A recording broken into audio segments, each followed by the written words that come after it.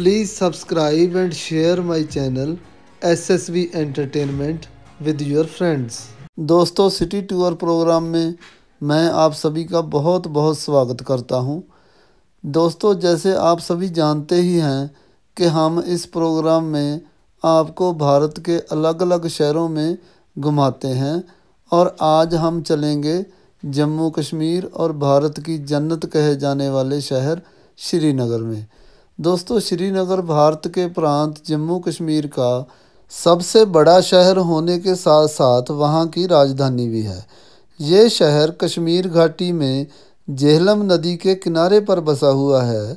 झेलम नदी सिंधु घाटी से निकलने वाली एक प्रमुख नदी है। यहाँ की मशहूर डल झील और आंचार झील भी इस शहर की भूगोल का महत्वपूर्ण भाग है। कश्मीर घाटी के बिल्कुल बीच में बसा हुआ ये शहर भारत के प्रमुख घूमने वाले शहरों में से एक है।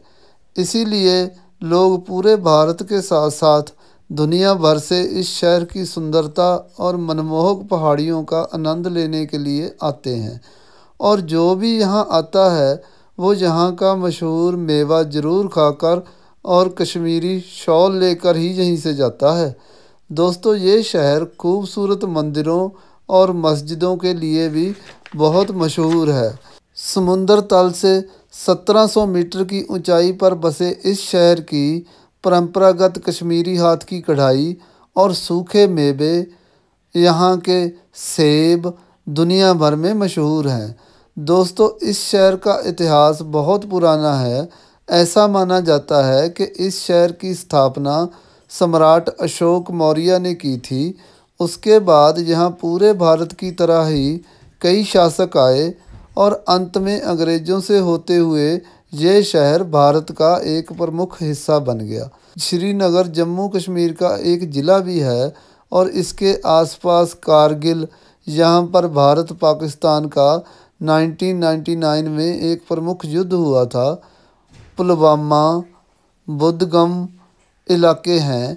इस शहर की खूबसूरती में चार चांद लगाने के लिए यहाँ पर डल झील के अलावा शालीमार बाग, निशात बाग, चश्मा शाही जैसी जगह हैं। दोस्तों, आपकी जानकारी के लिए बता दूं, 1999 से पहले यहाँ के हालात आज के हालातों से बहुत अलग थे। तब यहाँ की सुंदरता बड़े बड़े फिल्में बनाने वाले अपनी फिल्मों के ज़रिए लोगों को दिखाते थे और वो खूबसूरत नज़ारे देखकर लोग लंदन, पेरिस और स्विट्ज़रलैंड भूल जाते थे। विदेशों में शूटिंग करने का रिवाज यहाँ का माहौल ख़राब होने के बाद ही शुरू हुआ, लेकिन अब भारतीय फ़ौज और भारतीय सरकार ने यहाँ के हालात पहले से बहुत बेहतर कर दिए हैं। इसलिए अब दोबारा हमको कश्मीर की वादियाँ टीवी और फिल्मों पर दिखाई देने को मिल रही हैं और हम दुआ मांगते हैं कि यहाँ के हालात अच्छे ही रहें और यहाँ के लोग अपनी ज़िंदगी पूरी आज़ादी और खुशी से बिताएं। दोस्तों, वापस श्रीनगर की बात करने से पहले प्लीज़ मेरा चैनल सब्सक्राइब ज़रूर कर लीजिए, साथ साथ में शेयर और लाइक भी कर दीजिएगा। इसकी हमें बहुत ज़रूरत है। चलिए दोस्तों, यहाँ की हजरत बल मस्जिद के बारे में माना जाता है कि यहाँ पर हजरत मोहम्मद की दाढ़ी का एक बाल संभाल कर रखा हुआ है। इसके अलावा श्रीनगर में ही शंकराचार्य पर्वत भी है। यहाँ पर हिंदुओं के धर्म सुधारक और सर्वज्ञान पीठ के आदि शंकरा यहाँ के आसन पर विराजमान हुए थे और यहाँ की झीलों में घूमने वाले सैलानियों को यहाँ के बाज़ारों से ख़रीदारी करने का खास आनंद आता है। साथ साथ में यहाँ के शिकारों में जो एक किस्म की कश्ती ही होती है, पर यहाँ उसको शिकारा कहते हैं, वो भी सैलानियों के आकर्षण का एक ख़ास केंद्र होता है। कमल के फूलों से सजी झीलों पर खूबसूरत और मनमोहक किश्तियों पर तैरते घर आपको जन्नत का नज़ारा दे देते हैं और जो लोग उन तैरते घरों में रहते हैं उनको सड़क तक पहुंचने के लिए शिकारे से ही सवार होकर आना पड़ता है। शिकारों में घूमते हुए कश्मीरी शॉल, केसर, मेवे, फूल और वहाँ की कारीगरी की ज्वेलरी वगैरह बेचने वाले अपने शिकारे में दुकानें सजाकर आपके पास आते रहते हैं। यही नहीं, आप पानी में तैरते हुए ही फ़ोटो स्टूडियो में कश्मीरी ड्रेसेस पहनकर तस्वीरें भी उतरवा सकते हैं। दोस्तों, यहाँ की डल झील की बातें मेरा आपको डिटेल में बताने का दिल कर रहा है, क्योंकि यहाँ पर सुबह से लेकर शाम तक रौनक लगी रहती है। दिन भर मौसम के बदलते ही आपको इस झील का कोई दूसरा ही रंग और नज़ारा नज़र आएगा, क्योंकि इसमें तैरते हुए जो गांव हैं वो भी इधर से उधर होते रहते हैं। और इस झील के बीचों बीच एक छोटा सा टापू है जिस पर नेहरू पार्क बनी हुई है।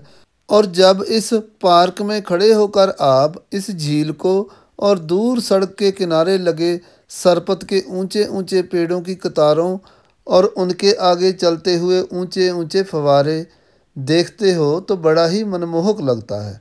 और यहाँ की शाम, जब आकाश का नारंगी रंग पूरी झील को अपने रंग में रंग लेता है, उसके साथ तैरते घरों की लाइटों की परछाई जब पानी में से दिखती है तो बस दिल करता है कि यहीं बस जाएं। बसने से याद आया, आपको अगर रात को शिकारे में रहना है तो आप नागिन लेक या फिर झेलम नदी के किनारे खड़े हाउस बोट्स को किराए पर लेकर रात में यहाँ पर रह सकते हैं, क्योंकि नागिन लेक भी कश्मीर की सुंदर और छोटी सी झील है। इसमें ज़्यादा विदेशों से आए लोग ठहरना पसंद करते हैं। दोस्तों, तैरते घरों की कहानी तब शुरू हुई जब यहाँ के डोगरा राजाओं ने किसी बाहरी आदमी को यहाँ ज़मीन और घर खरीदने पर पाबंदी लगा दी। तब अंग्रेज़ों ने पानी में लकड़ी के घर बनाकर रहना शुरू कर दिया। इसके बाद ये चलन आज तक चलता आ रहा है। दोस्तों, मुग़ल बादशाहों को भी इस शहर ने बहुत आकर्षित किया। यहाँ का मुग़ल गार्डन, शाहजहाँ का बनाया चश्मे शाही, दारा शिकोह का परी महल, नूरजहाँ के भाई का बनाया निशांत बाग इस बात का सबूत हैं। इसके अलावा जामा मस्जिद, खीर भवानी मंदिर और सिखों के छेवें पातशाह जी का गुरुद्वारा भी बहुत पुराने और घूमने वाली जगह में से एक हैं, और ये यहाँ घूमने आए लोगों के लिए ख़ास आकर्षण का केंद्र होते हैं। दोस्तों, अगर आप श्रीनगर जाएं और यहाँ के खाने जैसे रोगन जोश, मुदर पुलाव, दाम आलू पुलाव, यखनी लैम करी, गोश्ताबा, शाब देग, आब गोश जैसे लजीज खानों का ज़रूर मज़ा लीजिएगा।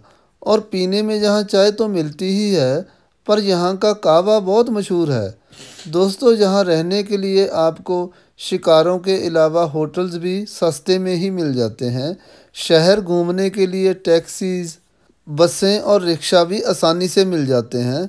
लेकिन अगर आपको आसपास की पहाड़ियों को देखने जाना है तो प्राइवेट टैक्सीज़ ही अच्छी रहती हैं। और भारत के किसी भी शहर से या विदेश से आने और जाने के लिए यहाँ पर एयरपोर्ट भी मौजूद है।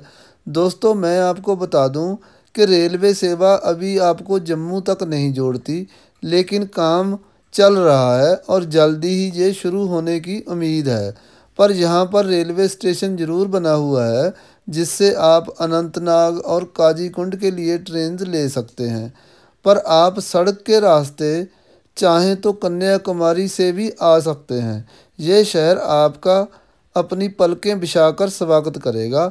आप मेरा यकीन मानिए, यहाँ घूमने से आपको एक अलग तरह का एहसास ज़रूर मिलेगा, क्योंकि जो यहाँ एक बार आ जाता है उसका यहाँ बार बार आने का दिल करता है।